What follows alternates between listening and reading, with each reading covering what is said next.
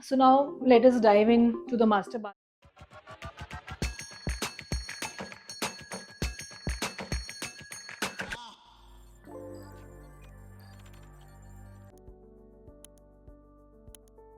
So let us talk about the door first in detail. So this is not a camouflage door. I mean, it is a camouflage door, but it has a handle. Usually, camouflage door doesn't have a handle, but here we have gone for a handle because of the safety um, adherences, or maybe because of safety protocols. The design of the door, you see, there are different grooves which you see at different intervals, because we wanted the theme of this wall to be a longer one, to be a wider one. So that is how these grooves came into existence. And the laminate which I've used is by Merino. And when we open the door from the inside, we have used ACP. So this ACP is also again of, we were lucky to find the same shade. So this ACP is by Viva, and I've used a desert series here because the feel is very premium. The entire house we have gone for matte finish. So this has a desert, a sandy kind of a granular structure, and it doesn't even look like an ACP. It looks, I mean, it's difficult to make out what material we have used for the door. So now here we are entering the washroom. Now here what you see is again the vanity section. So for vanity, I mean, I've gone for a Kohler basin, which is a recessed one. I've gone for gold finish. I mean, we have used all gold finish. This is the hot and this is the cold. So hot and cold arrangement for the vanity as such. Mirror is again three-step mirror, warm, daylight, and white. So this is it. This is again a tall storage which becomes convenient for stacking things, while you want to have, you can also get ready from here. It is not that, yeah, you have to go to your dresser section. You can also get ready comfortably here, because that is the standing space which is there. Now here, because it's a recessed basin, I was not able to use this section, but I've used this as a laundry bin. So plus here I have gone for bifold shutter. So what happens is you get to use a complete thing. At the bottom, if you see, there is an SS tray which I have gone for, because what happens is usually in case of seepages, or because it's a water prone area, it is always better to be safe. So our entire thing is done by ACP plus SS.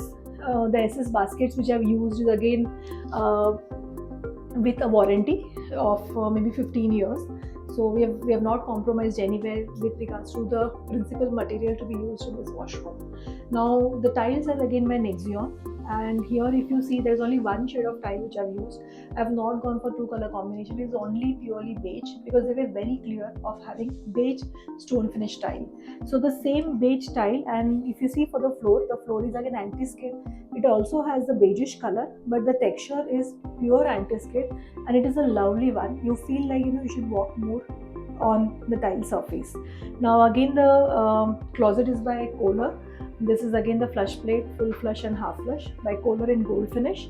You have this health faucet, and here I didn't wanted to go for any storage. I just wanted to keep a space here so that you can just have some planter or something like that.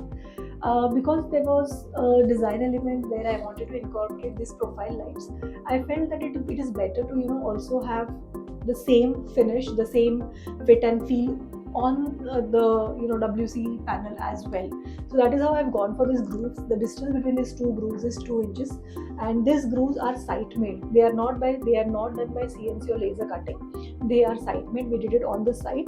The filling which is done here is again epoxy, and I have used a very subtle shade of epoxy grout here, so that I didn't wanted that to stand out. I wanted this to be getting merged with the design. So that is how I've used the same color grout here. Now the panel what you see again is a glass panel. I'm going inside the wet area. In the wet area, the panel is a full length panel. Now the full length actually is because there is a provision of a steam unit here. So here if you see, this is basically a steam unit by Kohler.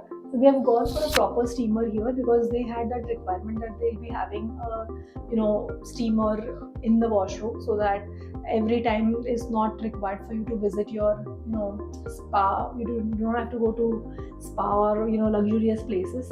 You can incorporate that in your day-to-day life as well. So we had put that steamer over here. Now this is again a diverter. This is also in the gold French gold finish. So there are 4 features here because the overhead shower has 2 features, mist and raindrop.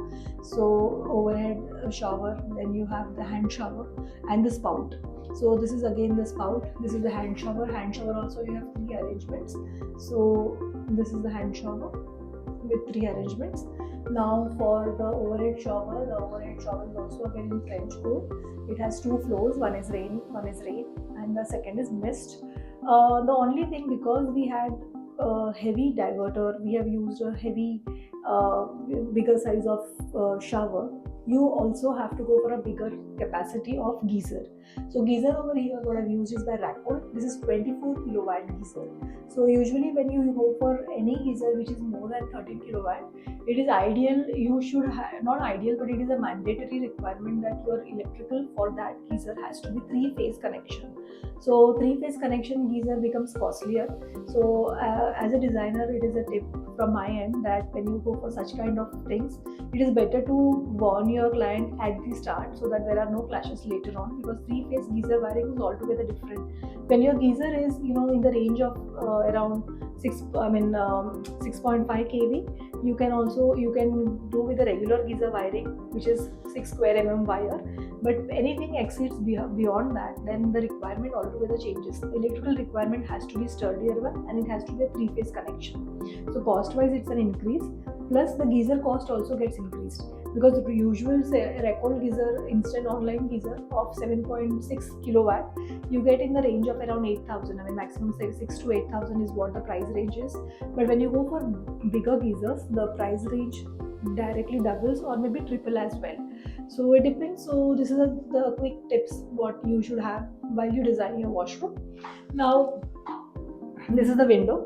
Window is again openable because there is a duct here, and we have the steamer unit installed there, so it becomes accessible for a maintenance part. So this is because this is being openable, it becomes easier to access. This is the control panel for the steamer. So as I mentioned, the steamer is bipolar. So I have covered the tiling part, I have covered the plumbing part, electrical. There's one more thing what you see in the entire bathroom ceiling. I have just gone for PVC ceiling here, and the rest of the bathroom is just plain ceiling, bare ceiling, which is in paint finish. Here I have gone for this PVC because my clients were not interested to have a ceiling in the bathroom, but because the fitment of the shower was in such a manner that you require a ceiling support, so that is why we have gone for a PVC ceiling here, only in the bed area, and the rest area is again in paint finish. So it is easily, it becomes easier maybe in case there are traces of leaks, seepages from the top floor. So if there is nothing on the ceiling, it becomes easily, identifiable. So that is why we have gone for that. Because there is no false ceiling, the lights over there are all surface lights, and here they are concealed lights.